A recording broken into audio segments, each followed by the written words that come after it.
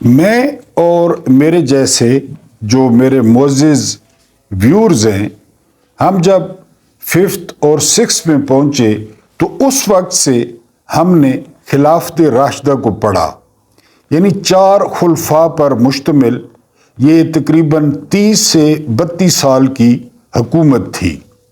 بسم اللہ الرحمن الرحیم۔ میں محمود نیازی ہوں السلام علیکم ورحمۃ اللہ وبرکاتہ۔ بات میں کر رہا تھا خلافت راشدہ کی۔ کبھی آپ نے اس کی حیت پہ غور کیا ہے؟ آج میں آپ کے سامنے رکھنا چاہتا ہوں کہ ایکچولی یہ ایک زبردست اور ایک کامیاب حکومت کے 4 ستون تھے اور یہ علامتیں تھیں۔ میں پہلا نام لیتا ہوں حضرت ابو بکر صدیق رضی اللہ تعالی عنہ صلاۃ وسلام۔ کس کی علامت تھے پتہ ہے آپ کو؟ صداقت کی اور فکر کی۔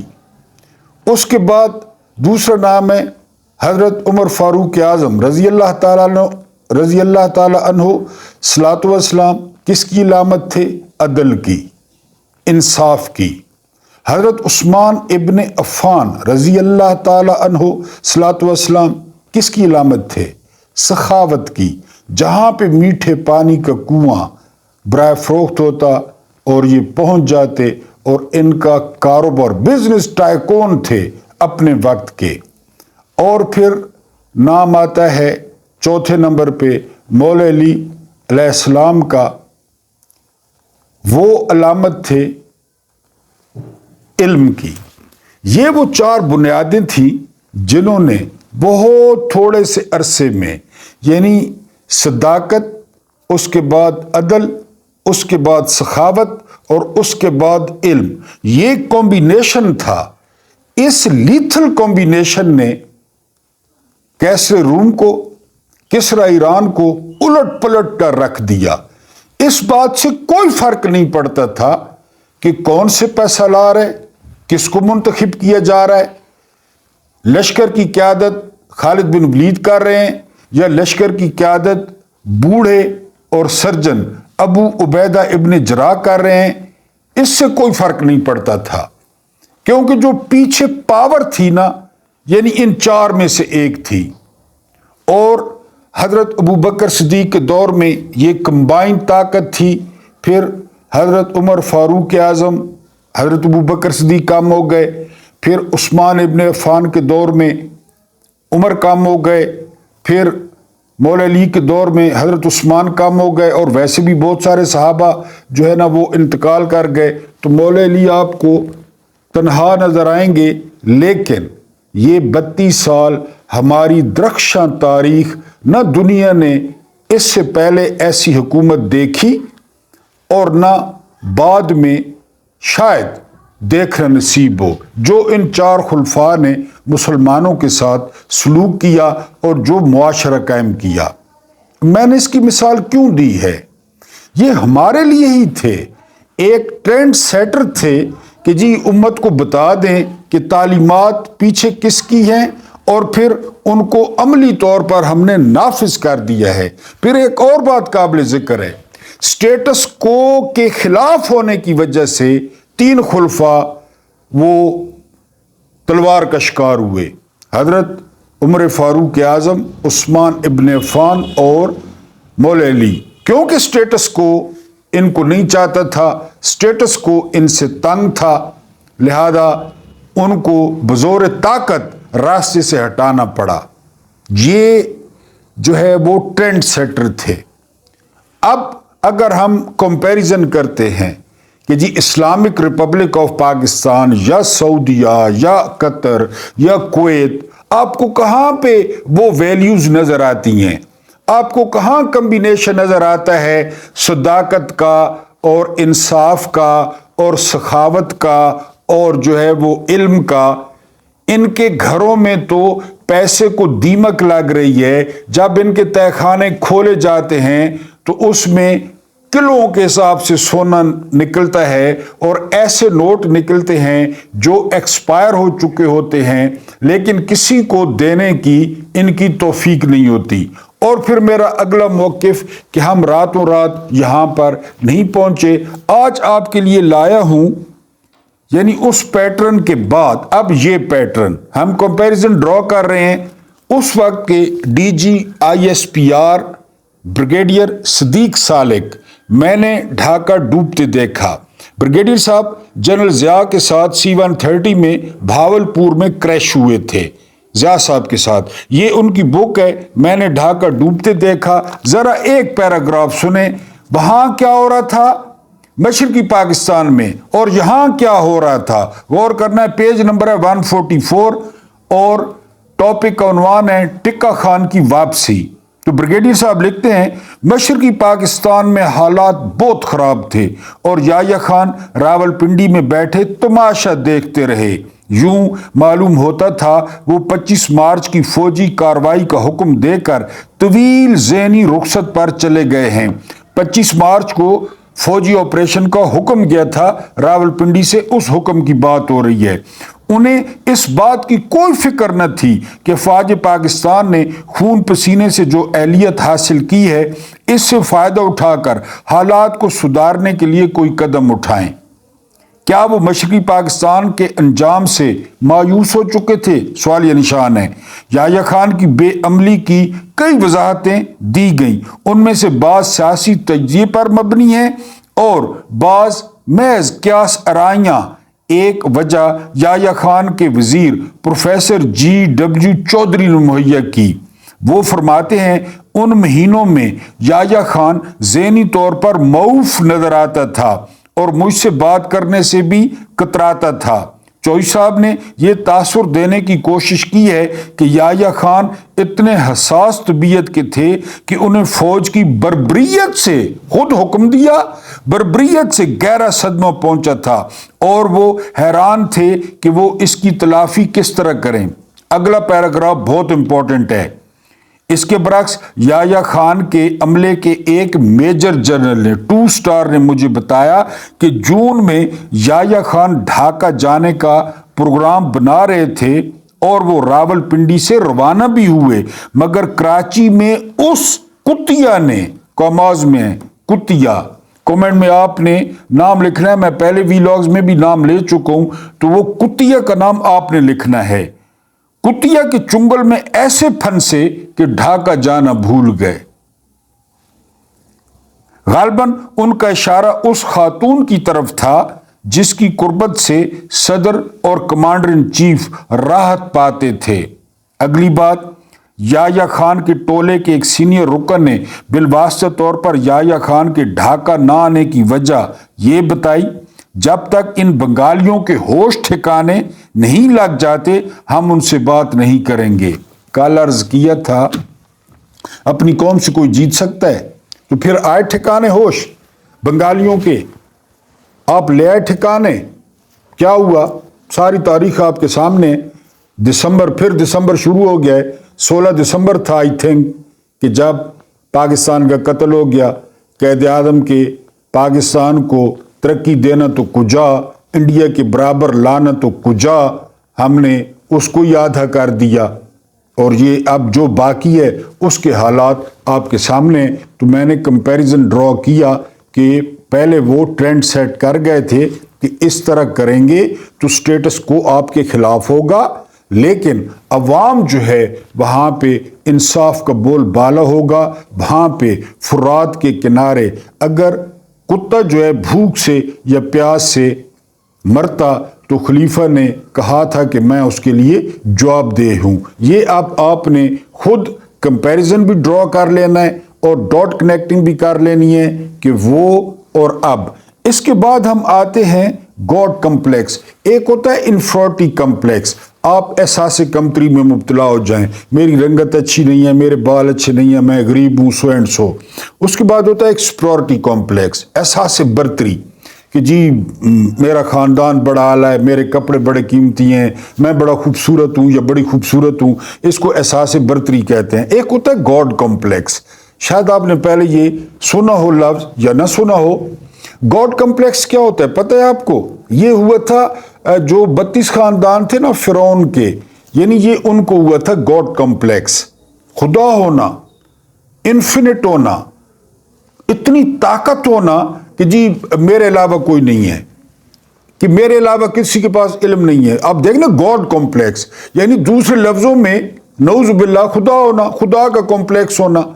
वहां से डर और खौफ तक एक वो जो कोठा है जियो और जंग, उसका एक मुनाफिक आला है अंसार बासी। सुबह रोजाना वो सबसे पहले कलमा और दरूद वो ट्वीट करता है, उसके बाद सारा दिन टौटी करता है, सारा दिन झूठ बोलता है। उसने स्टोरी लगाई है कि जी वो जनरल बाजवा ने कहा है कि मैं गवाही देने आऊंगा और मैं ये करूंगा, मैं वो करूंगा।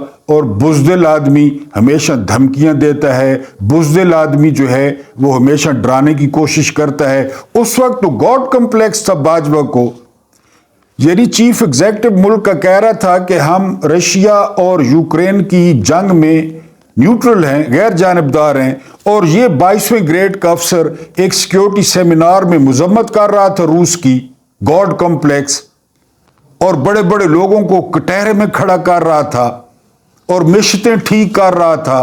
प्रॉब्लम क्या है इस मुल्क का? यानी मैं हर वो काम करूंगा जो मेरा नहीं है। पता नहीं आप बात समझें कि नहीं। मैं हर वो काम करूंगा जो मेरा नहीं है। इस मुल्क में यही हो रहा है। वो साइकोपैथ के बारे में सुना है, कादी फाइसा के बारे में?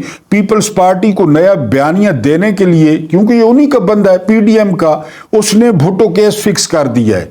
हम ये नहीं कहते कि फिक्स नहीं, लेकिन ये जो कुछ मुल्क में हो रहा है वो एक वाकया है कि करबला के बाद ना हरम में किसी बुजुर्ग से किसी ने पूछा कि मुर्गी इस तरह ज़िब होती है या इस तरह ज़िब होती है, ये वाकया है। या एक और जगह पे है कि कवा हलाल है या हराम है। तो उस बुजुर्ग ने पलट कर जवाब दिया कि कल तुम्हारे पड़ोस में पैगंबर की औलाद को ज़बह किया जा रहा था, उस वक्त तो तुम्हें याद नहीं आया शरीयत कि जी उस वक्त तुम पूछ लेते कि ये पैगंबर की औलाद को ज़िबह करना जायज़ है या नाजायज़ है। तो यहाँ पे अभी हालात देखें, गैर कानूनी हुकूमतें, गैर आइनी हुकूमतें, गैर अखलाकी हुकूमतें, और 71 का वाकया खोल दिया जिसको कहते हैं नमक कट्टा खोलना। वो साइकोपैथ ने नमक कट्टा खोल दिया। पहले वो फैजाबाद धरने केस के पीछे पड़ा रहा है। मैंने पहले कहा था हर वो केस खोलेगा, हर उस केस को हाथ डालेगा जिससे पीडीएम को फायदा होगा। अब ये पीपल्स पार्टी को नया बयानिया देगा, क्योंकि जाहिर है पहले भी लोग इकरार कर चुके हैं। हर किसी को पता है कि भुट्टो साहब के साथ ज्यादती हुई, दबाव था, फैसले दिया गया। अब उसको वो दस्तावेजी शक्ल में कह देगा कि फांसी नाजायज थी, ये उससे क्या होगा? भुट्टो साहब तो पहले भी जिंदा है। खैर, तो वो उसको उसके पीछे पड़ गए। तो यहां पे जो है ना गॉड हर बंदा वो काम कर रहा है जो उसका नहीं है, वो किसी और का है। इस साइकोपैथ का मैंने तो गॉड कम्प्लेक्स के मारे हुए, और उसका जो अब तर्जुमान है मुनाफिक अंसार बासी, उसको फोन शून आया है कि मेरा थोड़ा इमेज बेहतर करो। हर तरफ से गालियां पड़ रही हैं, पाकिस्तानी कौम मुझे किन अल्फाज में याद करती है। तो उस टाउट ने अपने एक वीलॉग में और अपने कॉलम में उस गॉड कम्प्लेक्स जो उस वक्त उस शख्स को था, क्योंकि हर कोई भूल जाता है कि यानी आखिर क्या होगा, ये तो कोई उस वक्त याद नहीं करता। उस वक्त वो गॉड कॉम्प्लेक्स में होते हैं कि बस मैं ही हूं जी, ये कीड़े मकोड़े हैं। अब वो वजाहतें करवाता फिर रहा है अंसार बासी से कि जी वो मैं बड़ा अच्छा आदमी हूं, मैं बड़ा चंगा सिपा सलार, जो यहाँ पे अमेरिका का नहीं है। अमेरिका का सिंपल जनरल है, इंडिया का जनरल है, बाकी मुल्कों के जो सिपा सलार हाय सिपा सलारो, यानी वो जो है ना, तो वो सिपा सलार उस वक्त गॉड कॉम्प्लेक्स का शिकार था कि मैं जी उंगली पकड़ के चला रहा हूं। आप चलाए ना, 16 महीने वो पीडीएम के कुतखाने को उंगली पकड़ के चलाया होता। जिसको लाया था वो जो बर्बाद करके गए हैं पूरा मुल्क, उनको चलाया होता ना। अभी जितवाया ना इसको, अलीम खान को और इसको जहांगीर तरीन को। मैंने एक वीलॉग में कहा था खुद परसेप्शन बनाते हैं कि जी पीछे हम हैं, अपने आप को ग्लोरीफाई करने के लिए कि पीछे हम हैं। यानी अभी तो जनरल फैज नहीं है ना, जनरल पाशा का भी कोई पता नहीं है, बाजवा भी नहीं है। अभी खान को बाहर निकालें, अभी मुकाबला करें। अब तो कोई नहीं है पीछे, अब तो मुखालिफ तरीन है सारा निजाम, अब निकालें। ایک شہر میں جلسہ کرنے دیں پتہ چل جائے، یہ خود پرسپشن بنوا دے پیچھے ہم ہیں، یہ تو 37 مار خان پیچھے ہم ہیں، سیاڑنا کوئی نہیں، ادھر اشاروں پہ کھڑے ہو کر گالاں کھانا پیا لوگوں کو، لو پیچھے ہم ہیں۔ تو اس گاڈ کمپلیکس کے مارے ہوئے شخص کو اب انصار بازی یاد آیا اور اپنی صفائیاں یاد آئی ہیں۔ اس کے بعد ایک حدیث کا مفہوم آپ کے سامنے بیان کرتا ہوں۔ آپ صلی اللہ علیہ وآلہ وسلم نے فرمایا کہ کوئی شخص اگر تمہیں آ کر کہے کہ احد پہاڑ نے اپنی جگہ چھوڑ دی ہے، سعودیہ کا سب سے بڑا پہاڑی سلسلہ ہے احد کا، کہ کوئی تمہیں کہے کہ احد نے اپنی جگہ چھوڑ دیا تو مان لینا، اور اگر تمہیں کوئی یہ آ کے کہے کہ کسی شخص نے اپنی فطرت بدل لی ہے تو وہ نہ ماننا۔ یہ بات میں کیوں کر رہا ہوں؟ کیونکہ ایک چنتخب وزیر اعظم صدیق جان نے بڑا خوبصورت لفظ استعمال کیا ہے، چنتخب، کیونکہ منتخب تو لوگوں کے ووٹوں سے آتا ہے، ایک پروسیس ہے، الیکشن ہوتے ہیں، پھر جو ہے نا ووٹ ڈلتے ہیں، قطاروں میں لگنا پڑتا ہے، پھر شام کو جشن ہوتے ہیں، مٹھائیاں ہوتی ہیں، وہ تو کیا نہیں ہے، لیکن چنتخب وزیر اعظم کو اس کو پروٹوکول اور اس کی بیٹی کو مل چکا ہے۔ چنتخب وزیر اعظم نے اپنی پارلیمانی پارٹی سے خطاب کیا ہے، اور پھر ابھی پورا موقع ملا نہیں ہے، یہ میں چودھری نظام الدین کو اور نظام کو بھی بتا دوں، ابھی موقع ملا نہیں ہے، اور ابھی ہر طرف سے کہیں پہ جلسہ نہیں کر پا رہا، اور وہ کہہ رہا ہے کہ ہم احتساب کریں گے، جتھوں نہیں کھوتی اتھائیاں کھلوتی، کیونکہ ہر طرف سے سپر لاڈلا، سپر پالتو، وہ سن کے ظاہر ہے کسی کئی دفعہ بندے کی جو غیرت کی پھڑک ہے، جو حص ہے، وہ پھڑک بھی جاتی ہے کہ یار پوری جو ہے نا ہر کوئی مجھے جو ہے نا کیا کہہ رہا ہے اور کس بیس پہ کہہ رہا ہے۔ اصل بات یہ ہے کہ کس بیس پہ کہہ رہا ہے، یعنی نواز شریف اتنا پپو ہے کہ وہ لاڈلا ہو گیا یا وہ سپر پالتو ہو گیا، کوئی تو اور چیز ہے جڑی وجہ تو اس کو پالتو کہا جا رہا ہے، تو اس کی جو ہے نا غیرت کی کوئی حص پھڑکی ہے، رگ پھڑکی ہے، تو وہ کہتا ہے جی ہم احتساب کریں گے۔ پیر پگارا کو یاد کریں کہ جب یہ اقتدار میں نہ ہوں تو پیر پڑتے ہیں، اور اقتدار میں ہوں تو پہلے گریبان پھر گلے سے پکڑتے ہیں۔ ابھی اقتدار نہیں ملا، اور میری چھٹی اس کہتی ہے، یا میرا تجزیہ یہ کہتا ہے کہ ملے گا بھی نہیں۔ بہرحال وہ جو ہے نا ابھی سے کہ جی جنہوں نے پاکستان کو برباد کیا، جنہوں نے یہ کیا، جنہوں نے وہ کیا، جنہوں نے مجھے نااہل کیا، پھر وہ مجھے کیوں نکالا، راگ چھیڑ دیا ہے، پھر وہ باجوہ، پھر فیض، پھر جج آصف سعید کھوسا، ثاقب نثار، اور یہ 16 مہینے جو موج ماری ہے، وہ جو پروٹوکول لیے ہیں، جو مقدمے ختم کرائے ہیں، جو لوٹ مار کی ہے، پھر وہ 16 مہینے نہیں، وہ 2017 کے پتہ نہیں کب مجھے نااہل کیا گیا تھا۔ میں نے کل بھی سوال کیا تھا کہ یار یہ پتہ نہیں ہمیں کیا سمجھتے ہیں، یہ ہمیں بھیڑ بکریاں سمجھتے ہیں، ہمیں ایلین سمجھتے ہیں، ہمیں جو ہے نا یہ اپنا سپورٹر سمجھتے ہیں، کیونکہ ان کے سپورٹر تو آپ کو پتہ ہے وہ ایک بارود ہے، اس بارود میں نا چاول ہوتے ہیں، اور اس بارود میں مرچیں تیز ہوتی ہیں، اور اس بارود میں ایک ہڈی، اور اس ہڈی کے اوپر تھوڑا سا گوشت ہوتا ہے، لوگ اسے بریانی کہتے ہیں۔ تو وہ ایک بارود ہے، وہ ایک پلیٹ پھینکو، ایک پلیٹ، اور ایک جو ہے نا سپورٹر ڈیر ہو جاتا ہے۔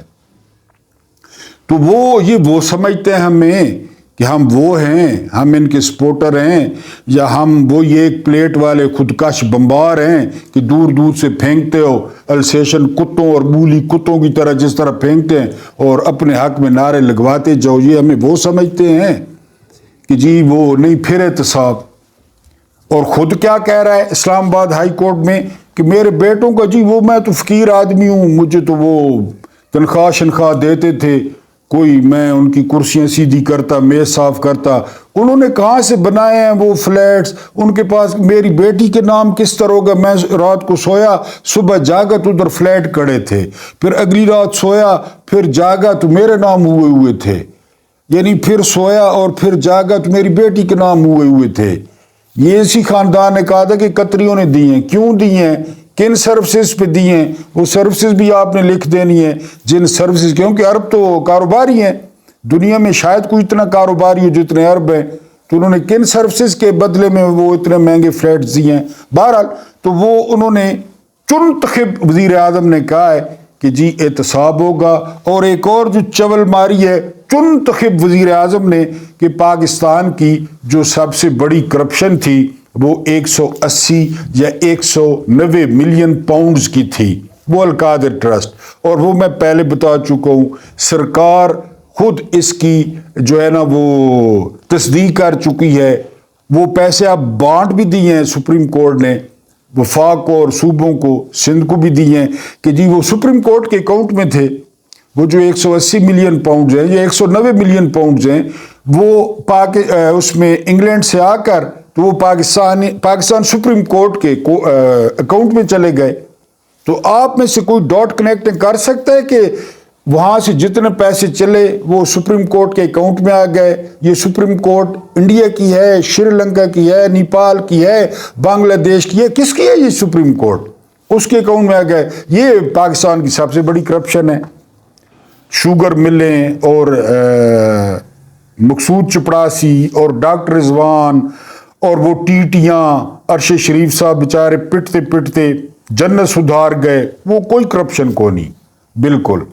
اور یہ کرپشن ہے جو پیسے پاکستان کی تاریخ میں پاکستان بنا ہے نا، تو آج تک یہ واحد ریکوری ہوئی ہے عمران کے دور میں 180 یا 190 ملین جو پاؤنڈ سے وہ جو باہر سے آئے ہیں اور بخیر و خوبی پاکستان سپریم کورٹ کے اکاؤنٹ میں جمع ہوئے ہیں۔ یہ پہلی اور آخری ریکوری تھی، کیونکہ یہ تو لے کے گئے نا، انہوں نے اندر تو کچھ نہیں لایا، یعنی یہ تو لے کے گئے ہیں یہاں سے، اور دبئی اور انگلینڈ اور جو ہے نا امریکہ اور اسپین، پتہ نہیں کہاں کا، ان کو پتہ ہی، میں نے پہلے بھی کہا کہ لانتیوں کو پتہ ہی نہیں ہے کہ ہماری جائیدادیں کہاں کہاں ہیں اور ہمارے پاس کتنے پیسے پڑے ہیں۔ تو اس چنتخب وزیر اعظم نے اپنی پارلیمانی پارٹی سے خطاب کیا ہے اور پھر ابھی گریبان تک پہنچا ہے۔ میں نظام کو اور چودھری نظام الدین کو بتا دوں، گریبان تک پہنچا ہے، آپ اس کو بنوائیں، ظاہر ہے 2 نمبری کر کے بنوائیں گے، 1 نمبری سے تو یہ خود نہیں جیت سکتا، یعنی میں لکھ کے دینے کے لیے تیار ہوں کہ یہ لاہور سے نہیں جیت سکتا، اگر فیئر الیکشن ہوتا ہے تو یہ تو جیت نہیں سکتا۔ تو اگر آپ اس کو لے کر آ رہے ہیں تو اس نے گریبان پہ تو ہاتھ رکھ دیا ہے کہ میں سارا کچھ کروں گا، کیونکہ کیڑے تو اس کو آرام نہیں کروں دینا۔ یہ اصل میں نا بیچارہ وہ کوشش کرتا ہے، یعنی وہ کوشش کرتا ہے کہ جی میں ذرا نا کوئی تھوڑا سا انقلابی یا تھوڑا پیٹ سے نکلوں اپنے، کیونکہ پیٹ پوجا، پھر بعد میں خیال آتا ہے کہ یہ جڑا ہے نا جی اتھے تو لگ سو اتھے تو وہ سب سے پہلے میری فائلیں دکھائیں گے، پھر چپ کا رہنا ہے۔ تھوڑا کیڑا تنگ کرتا ہے اس کو انقلاب کا، لیکن پھر جب اپنے کرتوت سامنے آتے ہیں، بیٹوں کے کرتوت سامنے آتے ہیں، بھائیوں اور بھتیجوں کے کرتوت سامنے آتے ہیں، جائیدادیں سامنے آتی ہیں، پھر چپ کر جاتا ہے۔ تو چنتخب وزیر اعظم نظام کو یہ پیغام دینا تھا کہ ابھی جیتا ہے نہیں، اور گریبان تک ہاتھ پہنچا دیا اس نے، اور گلے سے آپ لے آئیں تو پھر انشاءاللہ گلے سے پکڑنے میں یہ دیر نہیں لگائے گا۔ عرفان صدیقی صاحب نے کہا تھا، بڑا بزرگ مالشی اور پالشیہ ہے، کہ نواز شریف صاحب وہ جو ہے معافی مانگنے میں، یہ عرفان صدیقی صاحب کہتے ہیں، معافی مانگنے میں 2 منٹ لگاتے ہیں، لیکن معاف کرنے میں وہ 2 صدیاں لگا دیں گے۔ معاف کرنے میں، معافی مانگنے ظاہر وہی پیر پگاڑا والا، یہ کوئی عظمت ہے کہ معافی مانگنے میں 2 منٹ اور معاف کرنے میں وہ نہیں، وہی پیر پگاڑا والا۔ یہ عرفان صدیقی صاحب تصدیق کر رہے ہیں، پیر پالش کرنا زبان سے اس سے، اور فوراً معاف کر دینا۔ نما اقتدار نے چلو جو کچھ کیا ہے، مجھے دھکے مارے ہیں مشرف کے دور میں، واش روم میں بند کر دیا، 3 دفعہ دھتکار کے کڈنے میں کوئی تھو، 2 دفعہ ساکھدار نے کہا کہ جی کرپشن کی سوری ساکھدار کہہ رہا ہوں، غلام اسحاق خان نے 1 دفعہ ڈسمس کیا، اس کے بعد فاروق لغاری کرپشن پہ، پھر تیسری دفعہ کرپشن پہ سپریم کورٹ نے بالکل نکالا، نکل جاؤ، 5 صفر سے فیصلہ کیا، لیکن پھر واپس آ گیا، دھتکار کے نکالا گیا لیکن پھر واپس آ گیا۔